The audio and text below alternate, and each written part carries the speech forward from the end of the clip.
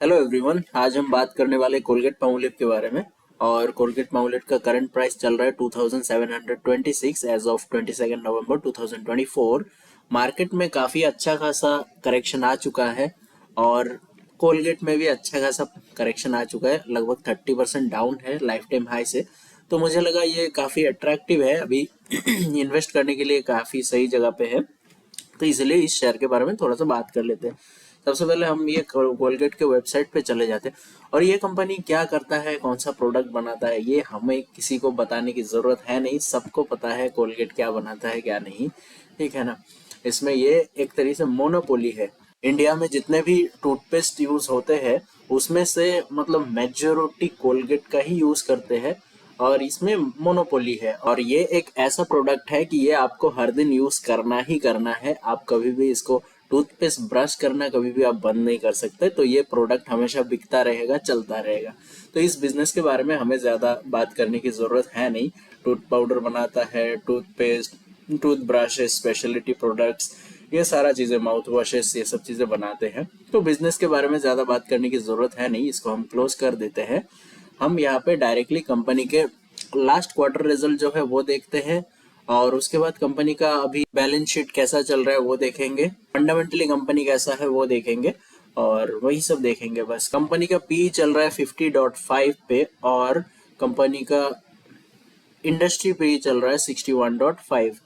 ROC इसका 96% है, बहुत ही तगड़ा है। आरओई इसका 74.5 चल रहा है, ये भी बहुत अच्छा है। डेट इक्विटी रेशियो 0.04 है, लगभग ना के बराबर है। और क्वार्टर टू क्वार्टर जंप देखे तो 8.54% का जंप है यहाँ पे। और तो चलते हैं हम पहले क्वार्टर रिजल्ट पे। क्वार्टर के ऊपर क्लिक कर देता हूँ मैं, यहाँ पे सितंबर रिजल्ट है। यहाँ पे अगर आप देखेंगे ये 1619, ये हाईएस्ट एवर सेल्स है पिछले 12 क्वार्टर में से। पिछले 12 क्वार्टर में 1619 करोड़ का सेल कभी नहीं आया था। एक्सपेंसेस 1222, एक्सपेंसेस भी सबसे ज्यादा है। और ऑपरेटिंग प्रॉफिट कम हो गया, 497 हुआ क्योंकि एक्सपेंस ज्यादा हुआ। और यहाँ पे 31% का मार्जिन है, मार्जिन में भी थोड़ा ड्रॉप हुआ। मार्जिन में थोड़ा ड्रॉप हुआ, एक्सपेंस थोड़ा ज्यादा हुआ, इस वजह से नेट प्रॉफिट थोड़ा कम हुआ। वैसे तो ये 395 नेट प्रॉफिट जो है ये हाईएस्ट एवर है, लेकिन फिर भी अगर ये दोनों चीजें, मार्जिन अगर सही से आ जाता 34 पिछला जो ये मेंटेन करके रख रहे थे और एक्सपेंस भी पिछले जैसा ही होता, तो जाके यहाँ पे अच्छा खासा ग्रोथ और नजर आता। वैसे भी ग्रोथ ही है, हाईएस्ट एवर नेट प्रॉफिट है।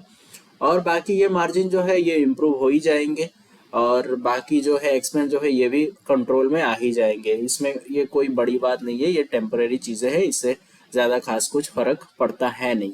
प्रॉफिट एंड लॉस पे चलते हैं। यहाँ पे टीटीएम ट्रेलिंग 12 मंथ में कंपनी 24% प्रॉफिट जनरेट कर रहे हैं और वैसे 5 ईयर्स का एवरेज है 12%। तो ये एवरेज के हिसाब से लास्ट एक साल के अंदर यानी कि ट्रेलिंग 12 मंथ में अच्छा खासा प्रॉफिट जनरेट कर चुके हैं।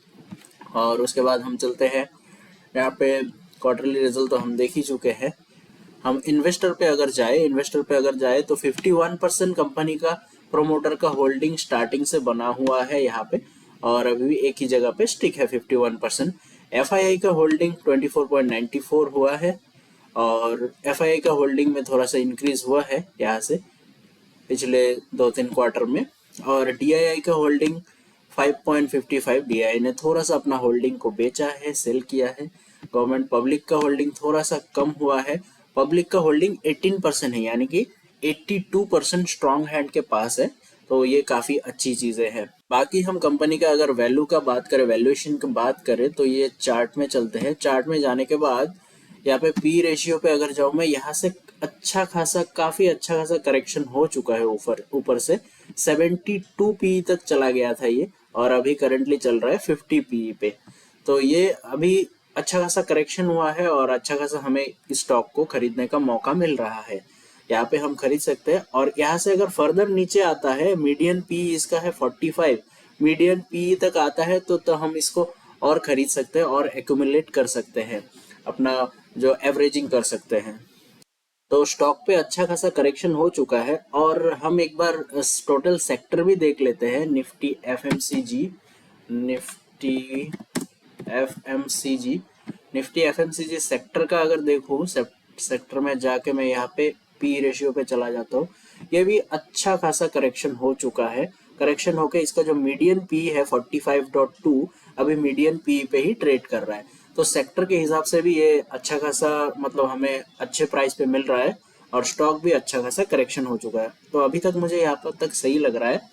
और हम इसका एक बार डिलीवरी परसेंटेज भी चेक कर लेते हैं कि कितना परसेंटेज इसमें जो ट्रेड हो रहा है उसमें से कितना परसेंटेज डिलीवरी उठाया जा रहा है। तो यहाँ पे एनएससी के वेबसाइट में मैं चला गया, यहाँ पे एक बार सर्च कर लेता हूँ, कोलगेट कोलगेट कोलगेट पॉमलेट कोलपाल, इसको सर्च कर लिया। अब इसमें मैं एक वीक का देख लेता हूँ। एक वीक में अगर आप देखेंगे यहाँ पे 50%, 60%, 61, 60, मतलब हर दिन 50% के ऊपर ही इसको डिलीवरी में लिया गया है। यानी कि यहाँ पे भी हमें अच्छा साइन मिल रहा है, तो हम इसको कंसिडर कर सकते हैं अभी करंट लेवल पे। एक बार टेक्निकली भी देख लेते हैं, एक बार टेक्निकल इसका चार्ट पैटर्न देख लेते हैं। कोलगेट में यहाँ पे सर्च कर लेता हूँ।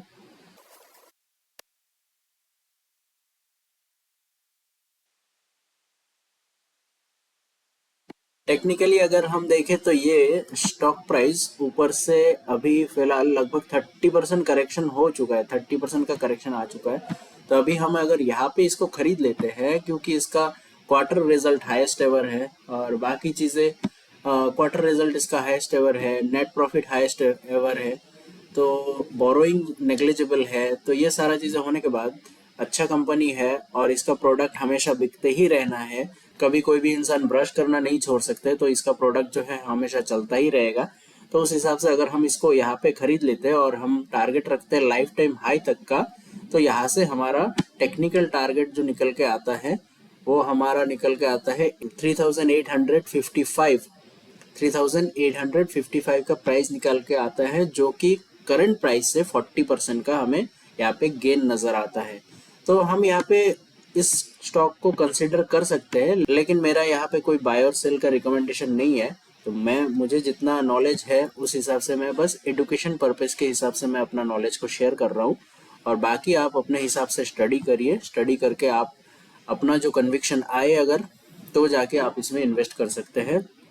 और बाकी मुझे लगता है यहाँ से यहाँ तक जाने में ज़्यादा टाइम नहीं लगना चाहिए, 6 महीने से 1 साल के अंदर पहुँच जाना चाहिए।